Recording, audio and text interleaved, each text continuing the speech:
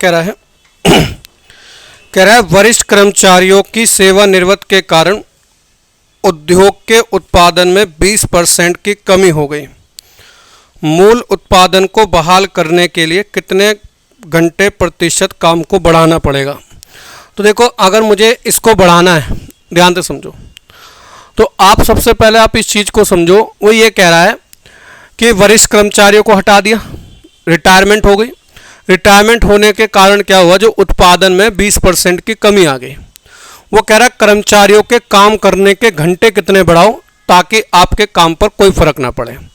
तो ये तो सेम वही चीज़ हो गई कि पहले किसी को 20% घटाया, फिर उसको बढ़ाना है।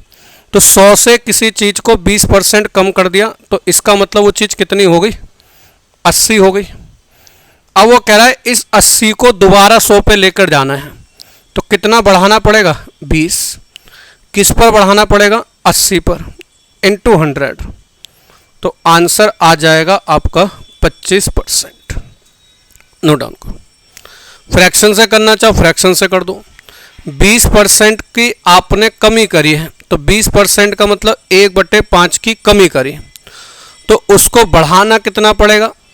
तो 20% की कमी करी मतलब 1/5 की कमी कर दी, तो बढ़ाना कितना पड़ेगा, 1 इसमें से घटा दो मतलब 1/4 बढ़ा दो, और 1/4 की वैल्यू होती है 25%। नोट डाउन करो।